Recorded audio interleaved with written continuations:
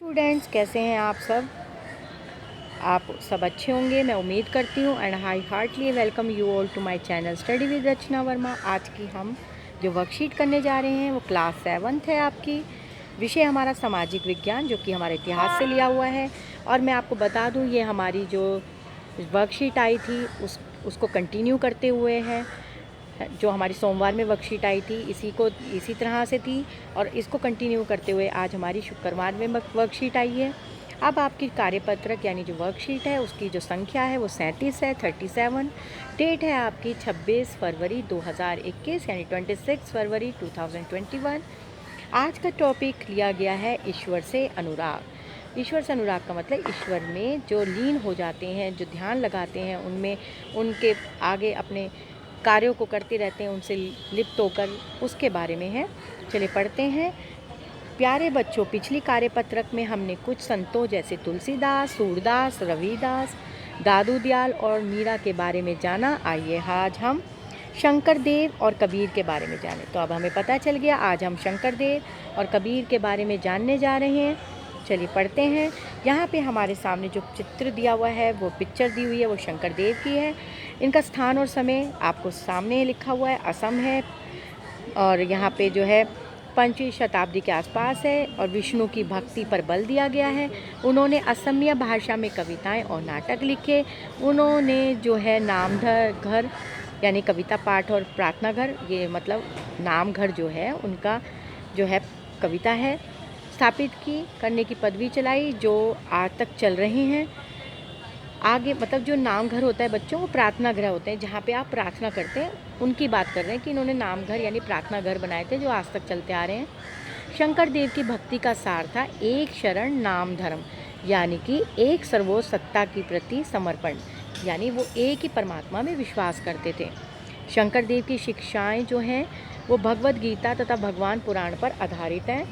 उन्होंने ज्ञान के प्रसार के लिए सत्र या मठों की स्थापना को प्रोत्साहित किया। उनकी प्रमुख रचना थी कीर्तन घोष शामिल है।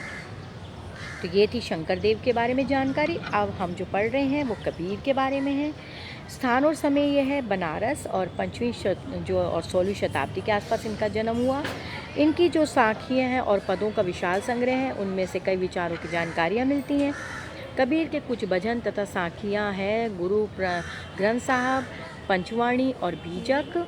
आगे उन्होंने काव्यों की भाषा बोलचाल हिंदी थी, और जो आदमी है द्वारा आसानी से समझी नहीं जा सकती।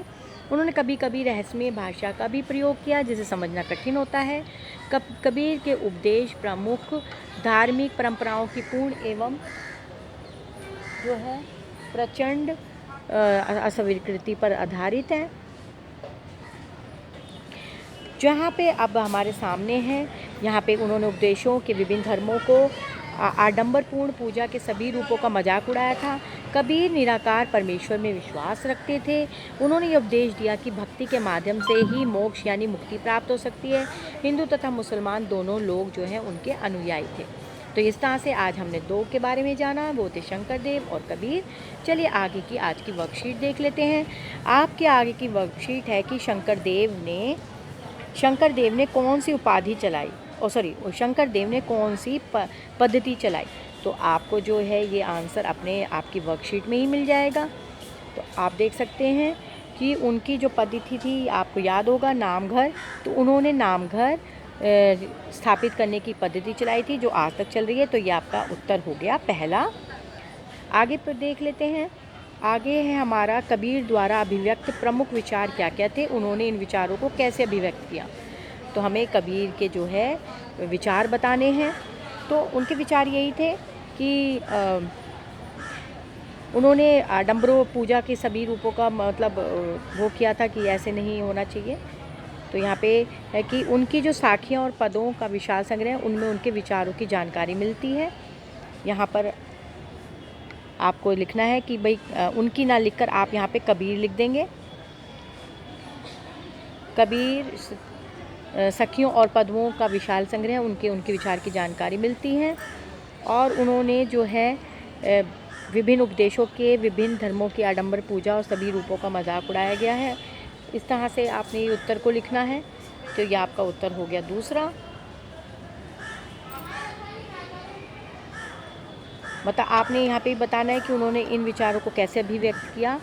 उन्होंने जब अपने विचार दिए तो आप यहाँ से लिखेंगे, उनकी काट के यहाँ पे कबीर लिखा आपने, तो कबीर सखियों और पदों का विशाल संग्रह, उनके विचारों की जानकारी मिलती है। फिर आप लिखेंगे उनके कुछ भजन तथा सखियाँ गुरु ग्रंथ साहब पंचणी और बीजक से संरक्षित हैं। और आपने यहाँ पर उनके उपदेशों के विभिन्न धर्मों की आडंबर पूजा के सभी रूपों का मजाक उड़ाया इस तरह से। तो ये आपका हो गया आंसर नंबर 2।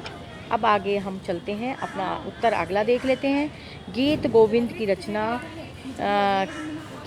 की किसने की, मतलब गीत गोविंद की रचना किसने की, आपको ये बताना है। तो आपको पता ही है इसका उत्तर, तो इसका उत्तर आपका कबीरदास होगा। तो यहाँ पे आप उत्तर कबीरदास लिख सकते हैं, कबीर जी लिख सकते हैं, ठीक है ना। गीत गोविंद की रचना, मतलब गीत गोविंद की रचना जो है कबीर जी ने की थी, ठीक है। तो ये आपका उत्तर हो गया 3। तो इस तरह से आपकी वर्कशीट ख़त्म होती है। आपने इसको फिर से रिवाइज़ करना है बच्चों, क्योंकि आपके पेपर आने वाले हैं। ज़्यादा से ज़्यादा मेहनत करिए, वर्कशीट को ज़्यादा से ज़्यादा शेयर करिए, रिवाइज़ करिए। Thank you so much for watching my video.